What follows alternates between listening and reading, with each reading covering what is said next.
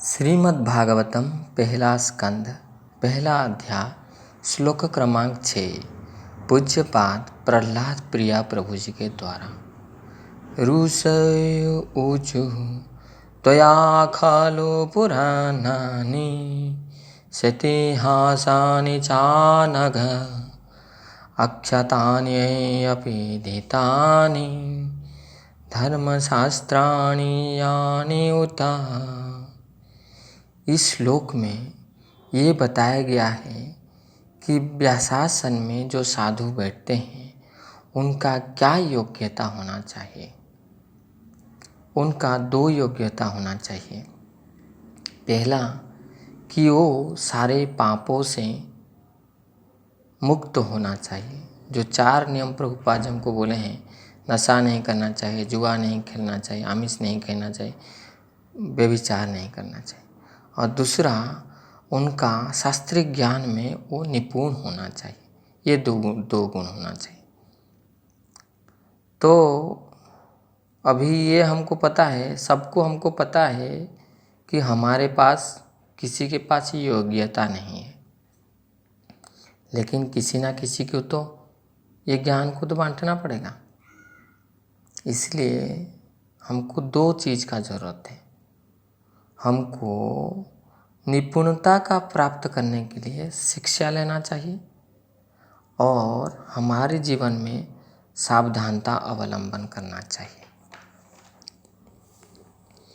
तो एक बार हमारे श्रीपाद सुखविलास प्रभु को एक भक्त ने पूछा कि भगवान राम ने जो सीता मैया को वाल्मीकि आश्रम में छोड़ दिए, गलत किए।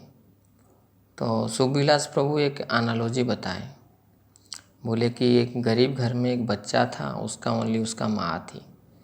तो माँ ने बड़ी तकलीफ़ सहकर अपने बच्चे को पढ़ाया और वो अच्छे से बच्चा ने पढ़ाई किया और उसका एक मल्टीनेशनल कंपनी में जॉब लग गया। जब वो एयरपोर्ट में पहुंचा और अमेरिका जाने वाला था, तब उसको खबर मिला कि उसके माँ की तबीयत जो है बड़ी ख़राब हो गया है, मरण अवस्था में है।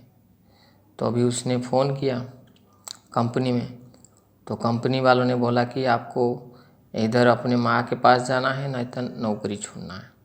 यदि आप नौकरी के लिए नहीं आएंगे, आज ज्वाइन नहीं करेंगे, तो हम और किसी को इस जगह में ले लेंगे। तभी हम लोग उस चीज़ में अभी उस बच्चे को निर्णय लेना है, क्योंकि उसके मन में ये है कि उसके माँ के भी जो इच्छा है कि उसको जॉब लेना है, और एक तरफ उसका माँ है, एक तरफ उसका जॉब है। तभी वो निर्णय ले सकता है। इसमें क्या है, हम लोगों को निर्णायक नहीं लेना चाहिए। हम लोगों को वो क्या निर्णय ले रहा है उसके लिए हमको जजमेंटल नहीं बनना चाहिए। हम देख सकते हैं वही भगवान, पूर्ण पुरुषोत्तम भगवान कृष्ण बनकर जब द्वापर युग में आए, तो जब भीमासुर ने 16,100 राजकुमारियों को किडनैप कर लिया था, बंधन में ले लिया था, भगवान कृष्ण ने उनका उद्धार किया और उनको अपना धर्मपत्नी का स्थान दिया। तो हम देख सकते हैं वो भगवान जी का लीला है। तो इसलिए हमको ऐसे विचार नहीं करना चाहिए, वाच विचार नहीं करना चाहिए। तो अभी क्या है, हम देख सकते हैं ये जो सिद्धांत है कि सारे पापों से कैसे मुक्त होना है, उसके लिए क्या होना चाहिए, मनुष्य का गुण क्या होना चाहिए, वो भरोसेमंद होना चाहिए। यदि भरोसेमंद मनुष्य नहीं होगा, तब क्या है, ये जो पापों से मुक्त वाला जो सिद्धांत है वो स्थापन नहीं कर सकता। लेकिन हमको पता है इस कलयुग में बड़ी जटिलता है, कठिन है कि इस भाव को लेके आने के लिए। लेकिन श्रील प्रभुपाद जी ने अपने जीवन में और अपने शिष्यों को इस शिक्षा के लिए जोरदार महत्व दिया है। तो हम भगवान चैतन्य महाप्रभु के जीवन चरित्र को देख सकते हैं। वो जो है स्पॉटलेस कैरेक्टर है। चैतन्य महाप्रभु के जीवन हम जब देखते हैं, वो देखते हैं चैतन्य महाप्रभु कभी किसी नारी से बात नहीं करते थे, दूर से बात कर रहे थे। एक बार उन्होंने सारे भक्तों को इकट्ठा किया और बताया, देखो आप लोग बहुत सुंदर से भगवान जी का सेवा कर रहे हैं, आप लोग बड़े बड़े भक्त हो, लेकिन आप लोग बड़े भक्त हुए, इसके पीछे आपके धर्मपत्नी का हाथ है। यदि आपके धर्मपत्नी आपको सहायक नहीं बनते तो आप भक्ति इतने अच्छे से नहीं कर पाते।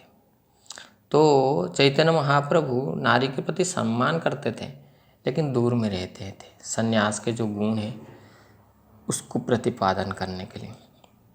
तो हम देख सकते हैं महाराज प्रताप रुद्र भगवान जगन्नाथ जी के प्रिय भक्त थे, लेकिन चैतन्य महाप्रभु फिर भी उनसे नहीं मिलते थे, क्योंकि वो बोलते थे कि वो विषयी है, राजा है।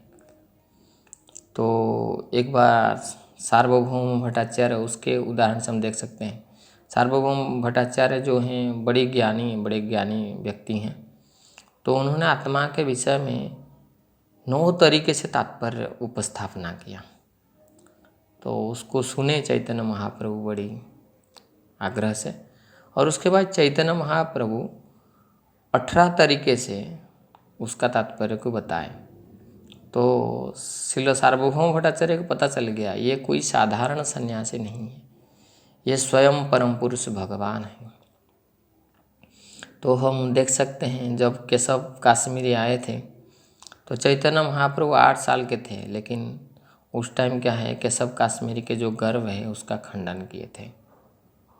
तो जब प्रकाशानंद सरस्वती के साथ मिले थे वाराणसी में, तो चैतन्य महाप्रभु बोले आप एक सन्यासी हैं, आप वेदों में पठन करना चाहिए, वेदों का ज्ञान वितरण करना चाहिए, आप कहाँ कीर्तन जपा करते रहते हैं। तो चैतन्य महाप्रभु बड़ी विनम्रता से बोलते हैं, गुरु मोरे मूर्ख देखी कोरिला शासन। चैतन्य महाप्रभु बोले कि मेरे गुरु ने मुझे देखा, बोला तुम मूर्ख है, तुम ये वेद ज्ञान अध्ययन नहीं कर सकता, तो इसलिए भगवान जी का नाम कीर्तन करो। तो यहाँ चैतन्य महाप्रभु का जो विनम्रता भाव है उसको देखकर प्रकाशानंद सरस्वती ठाकुर जो है उनके हृदय जो है मेल्ट हो गया, और उन्होंने भगवान के चरण में गिर गए, और पता चल गया उनको नहीं ये कोई साधारण सन्यासी नहीं, ये स्वयं भगवान है। हम देख सकते हैं जब चैतन्य महाप्रभु दक्षिण भारत की यात्रा में गए थे, उनके साथ उनके जो सेवक थे काला कृष्णदास, तो उनका मन थोड़ा एक बार गलत बैठ गया मन में, तो उन्होंने भट्टहरियों के द्वारा पकड़े गए। तो चैतन्य महाप्रभु ने उनका उद्धार किया काल कृष्णदास को, और जगन्नाथपुरी लेके आए। तो हम रामानंद राय और श्रील चैतन्य महाप्रभु का जब आध्यात्मिक ज्ञान के जो भाव विनिमय हो रहा था दक्षिण भारत में, हम देख सकते हैं चैतन्य महाप्रभु कैसे राधा रानी के भाव तक उनको लेके गए। तो चैतन्य महाप्रभु की जो लीलाएं हैं इसको देखकर हमको ये लग रहा है कि चैतन्य महाप्रभु खुद बोले हैं, श्रीमद् भागवतम अमल पुराणम प्रेम अपमार्थ महान। ये जो श्रीमद् भागवत है अमल पुराण है, इसमें कोई स्मरण नहीं है, और यही हमको भगवान कृष्ण के प्रति जो प्रेम है, प्रीति है, वो प्रदान कर सकता है। इसलिए हमको श्रीमद् भागवतम का श्रवण पठन ध्यानपूर्वक करना चाहिए।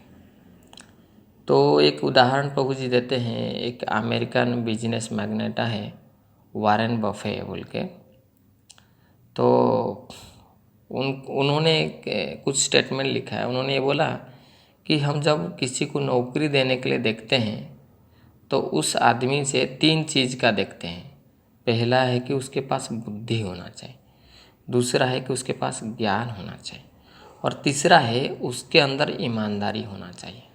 और बताते हैं ये तीनों चीज़ से यदि ईमानदारी उसके पास नहीं है तो बुद्धि और ज्ञान का कोई लाभ नहीं है। और वारेन बफे अपने दूसरे स्टेटमेंट में ये बताते हैं, एक आदमी के पास 3 चीज़ होना चाहिए। पहला क्या है, ईमानदारी होना चाहिए, दूसरा क्या है, बुद्धि होना चाहिए, तीसरा क्या है, उसके पास शक्ति होना चाहिए। और बताए यदि उसके पास ईमानदारी नहीं है, पहला चीज़, यदि केवल दूसरा और तीसरा जैसे बुद्धि एवं शक्ति है, तो उससे वो आपको मार भी सकता है और अपने कार्य में भी गड़बड़ कर सकता है।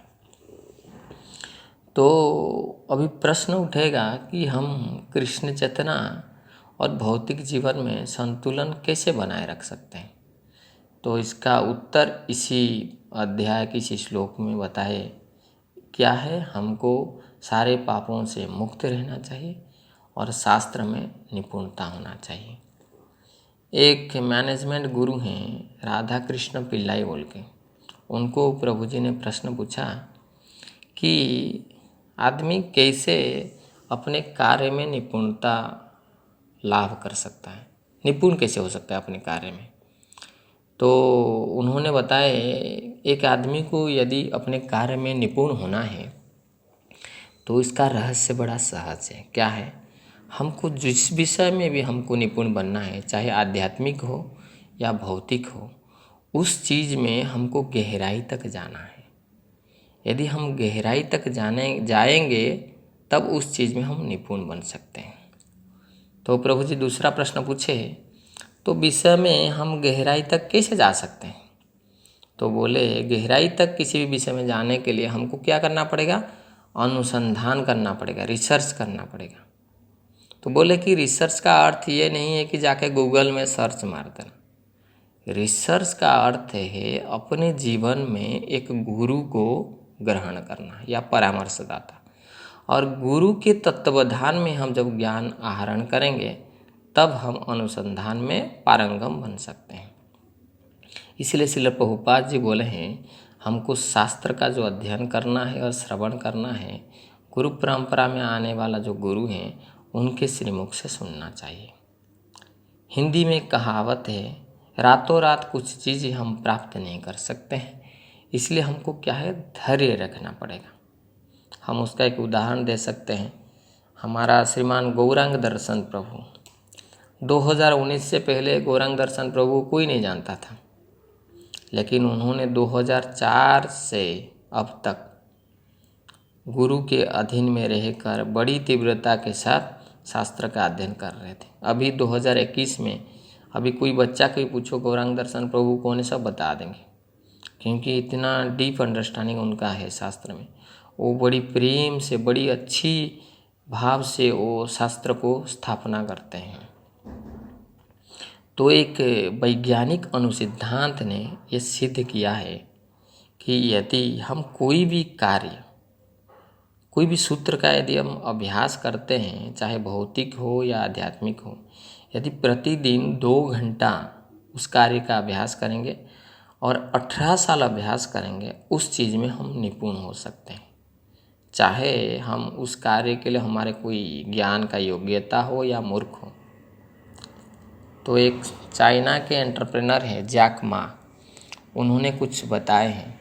उन्होंने बोले कि एक व्यक्ति को पहला 20 साल एक उत्तम छात्र होना चाहिए और 20 साल से 30 साल तक एक उत्तम शिष्य होना चाहिए। एक गुरु के तत्वावधान में रहकर ज्ञान आहरण करना चाहिए, चाहे भौतिक हो या आध्यात्मिक हो। उसके बाद 30 से 45 साल तक वो बाहर जाना चाहिए, जैसे प्रीचर है तो प्रीच करना चाहिए, नहीं तो भौतिक आदमी है तो अर्निंग करना चाहिए। और 45 से 55 तक वो जो ज्ञान प्राप्त किया है उस ज्ञान को बांटना चाहिए। और 55 से 60 साल जैसे हम ग्रैंडफादर होते हैं, दादा दादी नाना नानी होते हैं, वो क्या करते हैं, बच्चों को वो जो ज्ञान उनको मिला है, जो मूल्य ज्ञान, उसको बांटते हैं। हम बचपन में जैसे अपने दादा दादी नाना नानी से मोरल स्टोरी जो है, आध्यात्मिक कहानी सुने हैं, जिसके जो चीज़ हमारे जीवन में लागू हुआ है और हम उसका मूल्यबोध को अनुभव किए हैं। तो हम देख सकते हैं कि जब हम 60 साल आ जाएगा, अब कुछ इच्छा हमारा नहीं रहेगा, क्योंकि सब कुछ संपूर्ण हो गया। अभी केवल आध्यात्मिक जीवन, केवल भगवान जी और हम भगवान जी का शरणापन्न हो जाएंगे। तो ये सभी चीज़ क्या है, वो भौतिक स्टेटमेंट है, लेकिन हम हमारे जीवन में आध्यात्मिकता में भी हम लागू कर सकते हैं। श्रील प्रभुपाद जी जो हैं ये श्लोका बता रहे हैं, ये हमारे जीवन के लिए ये फार्मूला है, हमारा जीवन को कैसे चलाना चाहिए। हमको केवल 4 नियमों का पालन करना चाहिए और शास्त्रिक निपुणता, एक गुरु के अधीन में रहकर शास्त्र अध्ययन करना चाहिए। हम बोलते हैं कि बिंदु बिंदु में समुद्र बनता है। तो हम जैसे गहराई के अंदर जाएंगे, जितना गहराई के अंदर जाएंगे हम उतना ऊंचाई का जो शिखर है वो प्राप्त कर सकते हैं। तो एक मनुष्य जीवन का जो लक्ष्य होना चाहिए उसको क्या है, ध्यानपूर्वक प्रामाणिकता से गुरु और कृष्ण के अनुगत्य से उनका सेवा करना चाहिए और उनसे शिक्षा लेना चाहिए। तो हमको देने का अभ्यास होना चाहिए, try to contribute. Srila Prabhupada ji के मिशन में हमारे पास जो गुण है, जो ज्ञान है, उसको हमको प्रयास करना चाहिए दूसरों को उस प्रेम को बांटने के लिए। ग्रंथराज श्रीमद् भागवतम की जय। श्रील प्रभुपाद की जय। अनंत कोटि वैष्णव वृंद की जय।